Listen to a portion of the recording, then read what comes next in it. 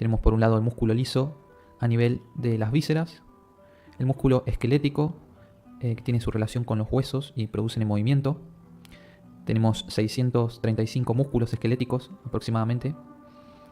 Y por otro lado el músculo cardíaco, que es un tipo de tejido estriado, liso, que se contrae en unidad, es involuntario. Vamos a ver las características de cada uno. Aproximadamente la mitad del peso de la masa del ser humano está compuesta por músculo, y la célula principal del tejido muscular se llama miocito.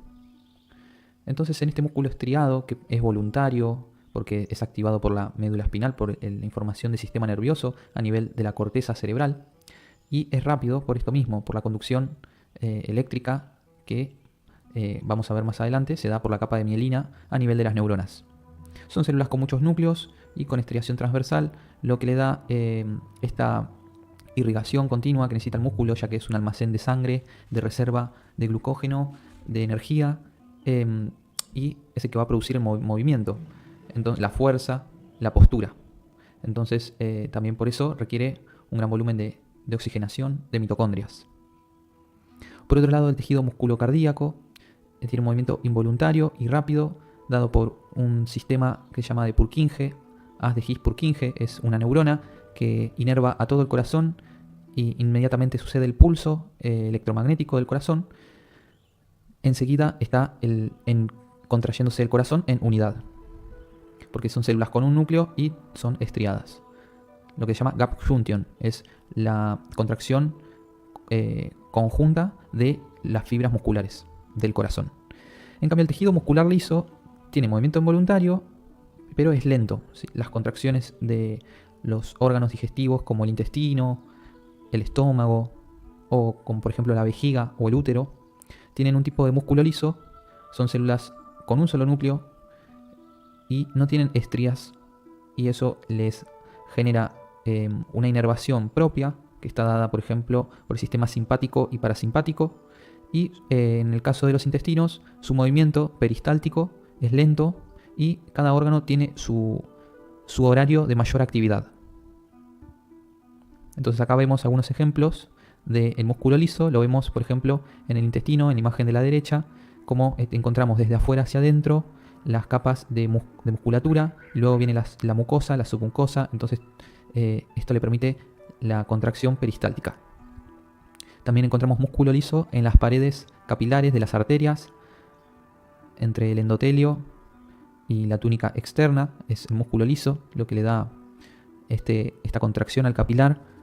Y en el caso de, por ejemplo, si nos exponemos a un frío, los vasos sanguíneos se van a contraer. Y en caso contrario, si nos exponemos a una luz infrarroja, por ejemplo, los vasos sanguíneos se van a vasodilatar, se van a dilatar, aumentando el flujo sanguíneo.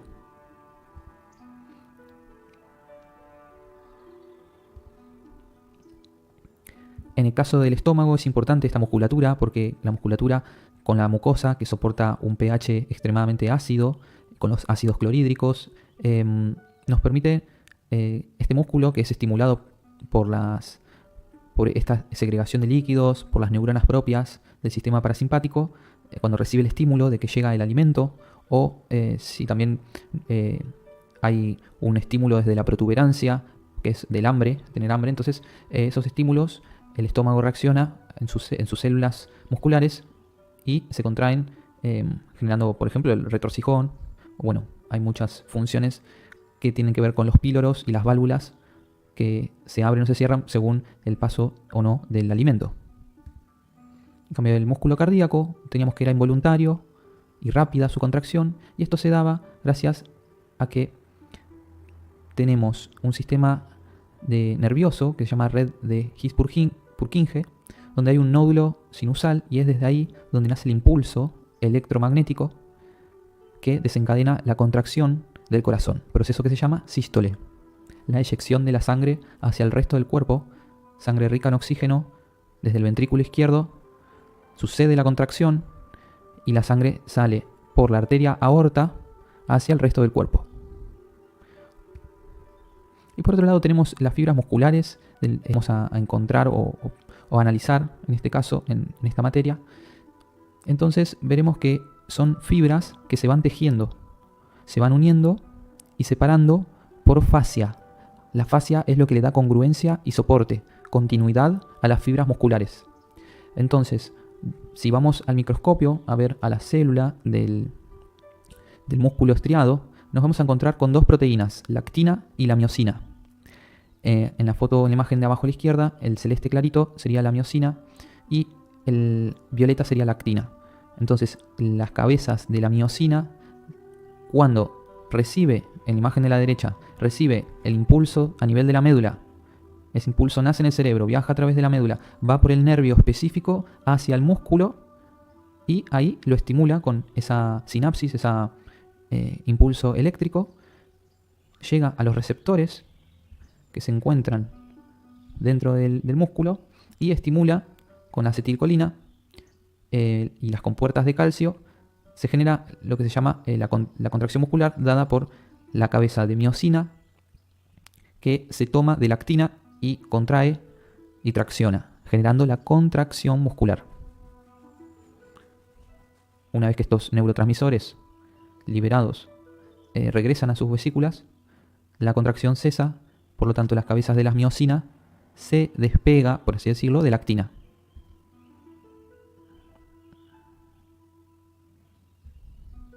Por lo tanto tenemos tres tipos de contracción muscular. En este caso tenemos en la imagen de la izquierda, arriba tenemos la contracción del bíceps, que es una contracción concéntrica. Porque los puntos de inserción del bíceps, a nivel del húmero, de la escápula y a nivel del codo, del radio y el cúbito, se acortan, se acercan, se juntan. Eso es concéntrico. Ahora, si la persona tuviera una pesa y extendiera el codo, esa pesa le extendiera el codo por su peso excesivo, la persona tendría que hacer fuerza, ese bíceps estaría en una contracción excéntrica, porque realiza la fuerza, la contracción, pero sus tendones, sus fibras y más que nada sus inserciones se alejan. En cambio, si la persona mantuviera la pesa quieta, estática, en una posición de flexión, por ejemplo, estaría haciendo una contracción isométrica. Cuando realizamos una flexión de codo, el bíceps se va a contraer y el tríceps va a estar relajado y se va a distender. Esto le permite al bíceps llegar a su rango máximo de contracción y así alcanzar la mayor amplitud articular. Esta es la sinergia entre agonista y antagonista. Agonista va a ser el músculo que realiza el movimiento y antagonista es el músculo que realiza la función contraria. En este caso, bíceps, flexión de codo, tríceps, extensión de codo. Algo importante para comprender los músculos es saber sobre la fascia. La fascia es la envoltura que mantiene a los músculos y los conecta unos con otros, formando así las cadenas musculares. Esto le da congruencia y coordinación al movimiento.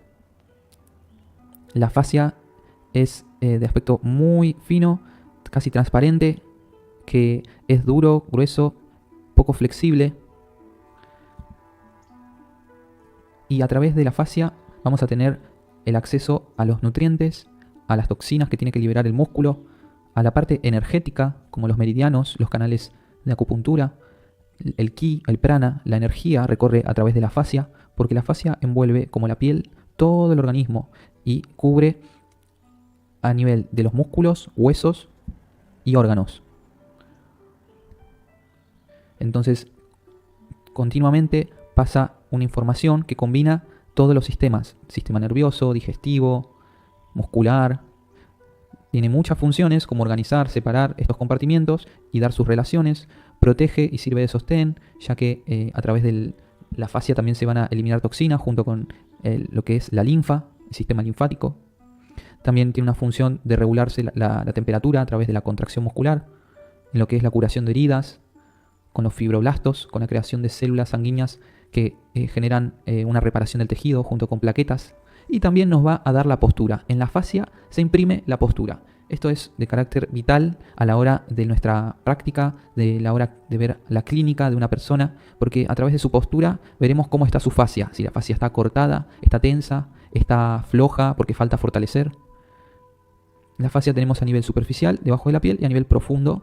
Y esto recordemos que va con los músculos. También tenemos fascia a nivel de la médula espinal, lo que compone las meninges, por donde entre las meninges pasa el líquido cefalorraquídeo. Este es el líquido que va a limpiar y nutrir el cerebro. Después tenemos fascia a nivel de lo que serían los órganos abdominales, como los intestinos, y en este caso la fascia se llama epiplones y mesenterios. También tenemos una fascia muy importante a nivel de la zona abdominal, con la musculatura de los oblicuos, el transverso y el recto abdominal, y esto nos va a permitir fortalecer la fascia, por ejemplo, con posturas como chaturanga, la plancha, o como por ejemplo navasana, la postura del barco. Vamos a estimular y contraer y tonificar esta fascia, que también es parte del peritoneo. Esto también va a ayudar a nivel de los órganos abdominales, ¿sí? A nivel de la digestión. Por eso el movimiento es salud. Este movimiento se va a expresar a través de diferentes cadenas musculares. Tenemos varias cadenas o eslabones que recorren ciertas direcciones y unen diferentes músculos. Por ejemplo, tenemos cadenas laterales, cadenas oblicuas o diagonales, cadenas posterior, anterior. Cada una combina diferentes músculos y permite movimientos, como por ejemplo la cadena anterior, la flexión de tronco y de cadera, la cadena posterior, la extensión de tronco y de cadera y de piernas. Entonces es toda una combinación según el movimiento. Por eso las posturas de yoga siempre van a estimular y trabajar sobre estas cadenas. Estas cadenas, a su vez, tienen conexión con los meridianos de acupuntura, con los canales energéticos, con los chakras. Y cada una trabaja a diferentes niveles. Haciendo un repaso general, tenemos varios músculos a nivel de la cara, músculos que nos permiten la mímica, la expresión facial. A nivel de la boca tenemos músculos auriculares, buccinador cuando besamos, el risorio cuando reímos. Podemos también tener músculos a nivel del cuello como el platisma, músculos a nivel de las alas de la nariz. Esto es para a nivel de activación de estos músculos. Nos permite inspirar mayor volumen de oxígeno, de aire y por lo tanto de prana, de energía. Luego tenemos a nivel de los músculos orbiculares de los ojos y a nivel de la frente para las cejas y a nivel de las orejas. Por otro lado tenemos músculos de la masticación como el macetero, el temporal y los pterigoideos. Luego tenemos abajo a la izquierda los músculos a nivel de la garganta, de lo que sería el cuello, la parte anterior. Tenemos músculos a nivel digástrico, estiloideo, a nivel del hueso ioides, para todos los músculos que son de la lengua. Y a nivel del cuello tenemos un músculo muy importante que se llama esternocleidomastoideo. Este músculo es importante porque permite varias funciones del cuello y su tensión o contractura por falta de estiramiento, ya sea porque usamos una almohada muy alta, puede generarse tortícolis, dolores de cabeza, cefalea, cansancio en la vista. Lo mismo que la tensión a nivel del trapecio, a nivel posterior de la espalda. La zona del core compone los músculos del abdomen, el recto abdominal, el transverso, los oblicuos, el pectoral, el serrato anterior, el glúteo mayor, medio y los multífidos y extensores de columnas. Vean la diferencia entre una postura alineada en su centro, donde la fascia está anclada al core, a la zona media, al núcleo estabilizador, como permite inspirar y respirar esa postura y mantenerla. La fascia es la que nos va a permitir ajustar las posturas para sacar mayor beneficio. A nivel de la espalda, del torso posterior, tenemos a nivel superficial el músculo trapecio, el dorsal ancho, y a nivel más profundo encontramos los romboides, el elevador de la escápula. Estos músculos tienen función con los movimientos de la escápula, del omóplato. Y más profundo tenemos músculos erectores de la espalda como el longuísimo, los paravertebrales, el serrato posterior, superior e inferior. Luego a nivel de la escápula, del brazo, tenemos también varias capas de músculo. En lo que respecta al antebrazo, tenemos a nivel de la zona palmar los músculos flexores, palmares y pronadores. Y a nivel dorsal tenemos los supinadores y los extensores de la mano y de los dedos. Por otro lado, a nivel del húmero del brazo tenemos el coracobraquial, que es flexor de hombro, el braquial anterior, que es flexor de codo, y el bíceps braquial, que es flexor de hombro y de codo. Esta es la diferencia entre las diferentes posturas según cómo se activan las cadenas. Esto lo vamos a ir analizando en las próximas asanas.